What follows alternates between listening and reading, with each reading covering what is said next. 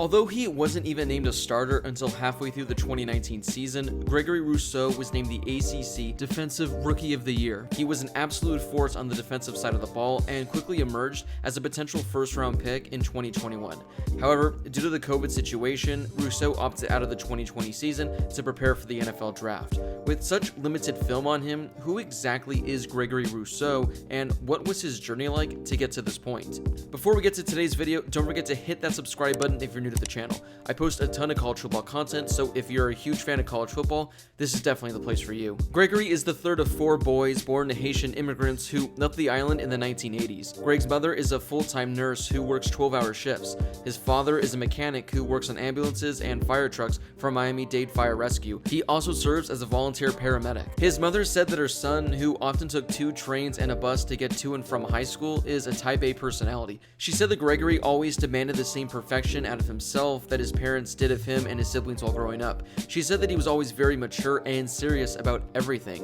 When Gregory's dad would show up late to take him to football practice, he would cry in the back seat and tell him, "Next time, I'm just going to go with my coach because I don't want to be late." He would also help his mother clean the house. He cleaned the house because he simply liked having a clean house. When he was 6 years old, he would fold his shirts neatly and put them in the drawer. By the time he was 13, he would be cleaning the entire place. His mother claimed that nobody did a better job at sweeping the floor than Gregory did. Self-discipline in the Rousseau house was serious business. Until you turned 14 years old, video games were banned in the household. You were required to do 1 or 2 hours of daily reading, and if anyone brought home a grade lower than a B on the report card, they were not allowed to play sports until they brought their grades back up. So how exactly did a kid like Gregory get into such a violent game like football? Well, it's all due to Madden. Gregory's brother bought the Madden game when he turned 14 years old, the age in which the kids were finally allowed to play video games. Eventually, it led to the Rousseau boys taking a game none of them had ever played before outside. At the time, Gregory was only about 7 to 8 years old, but he immediately fell in love with the game. After playing outside his house, he began to play football in Little League. Once he took the field, his parents knew that Gregory would turn into something special. Here's what his father said to The Athletic. "My wife took him to his first football practice, and one of the coaches walked up to her and said, 'Where did you get this kid?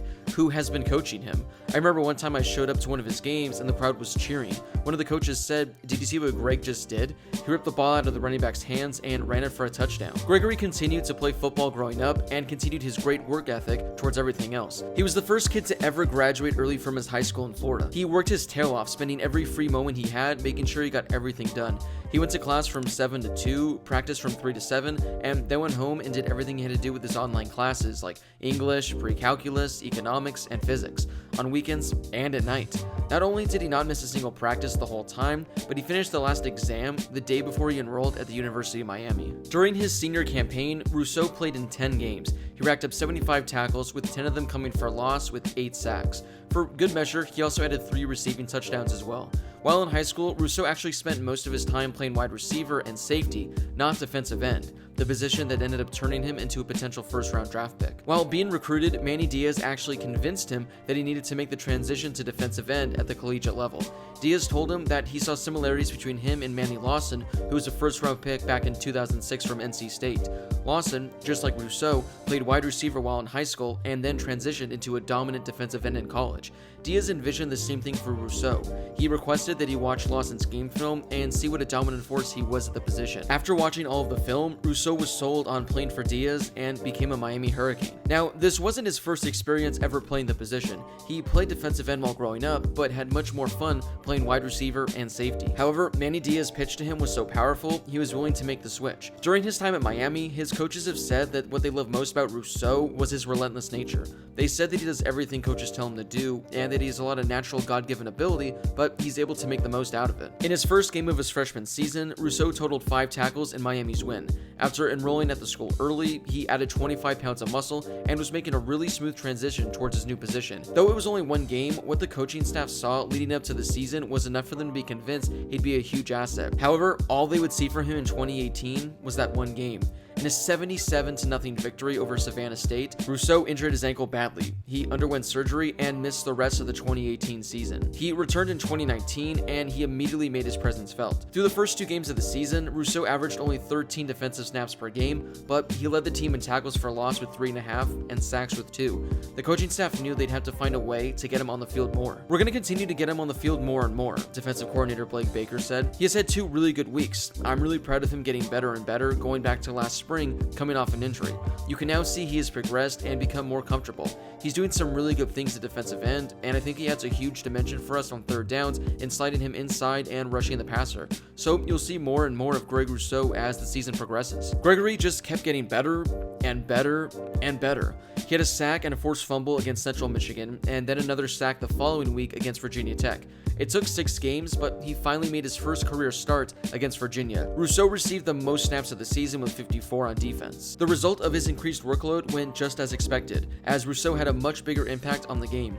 He finished with a career-high 7 tackles to go along with 2 tackles for loss, 1 sack, and a forced fumble. "He has come a long way since fall camp," Blake Baker said. "He is such a long lever guy. He is very powerful. When he gets his hands inside and uses his length, he is a force to be reckoned with. He has gotten better and better and better, and you're going to see him play more and more." On the road at Pittsburgh, Rousseau had a monster performance and nearly won the game for Miami himself on defense. He totaled 7 tackles and had a career-high 3 sacks. All of a sudden, Rousseau, who had only started a few games, was already top 10 in the nation in sacks. The following week at Florida State, he became a household name. He finished with a career-high 8 tackles to go along with 5 tackles for loss and 4 sacks. He put up this stat line in just 1 game. After this crazy performance, he was named the Walter Camp National Defensive Player of the Week. Additionally, he was also named the ACC Defensive Lineman of the Week. At this point of the season, he was already tied for 4th in single-season sacks in Miami Hurricanes history and was tied for 2nd nationally with 12 sacks. He was the first Canes player with double-digit sacks in a season since Calais Campbell back in 2006. Oh, and don't forget, this was after he made only 4 starts on the season up to this point. He's very difficult to block. Our staff did some things on third down where we put him over the top of our guards. He is a man closer to the quarterback in that scenario. Gregory is just relentless and has great length. It is difficult to put your hands on him as an offensive lineman because he is so long. The biggest thing I am proud of with Gregory is just the motor that he plays with. He plays so hard and is so relentless. That is why he had the success that he's had. Though he didn't have another game like that the rest of the season, he still finished the season off with a bang. Over his final 4 games, Rousseau had 20 tackles with 3.5 sacks and a pass deflection. To no surprise, he was named the ACC Defensive Rookie of the Year. The redshirt freshman finished the season with a conference-leading 14 sacks and was tied for 10th in the country with 18 tackles for loss. The Hurricanes had only had 1 player ever earn ACC Defensive Rookie of the Year honors, and that was Sean Spence all the way back in 2008. Again, just another friendly reminder, he didn't start until halfway through the season. After just 1 year, Rousseau looked like he would be not only a first-round draft pick in 2021, but he could potentially go in the top 10. There were a lot of expectations surrounding Gregory Rousseau and the Hurricanes entering the 2020 season, but then the pandemic hit and college football was one big question mark. Then, the day before the start of fall camp, Rousseau made the difficult decision to opt out of the 2020 season and began preparing for the 2021 NFL draft. Just like that, his time at Miami had come to an end. Really, it was just that my mom and dad are both on the front lines. My mom is a COVID nurse, and for me to have the opportunity to help them, if I wasn't able to help them, I wouldn't be able to live with myself.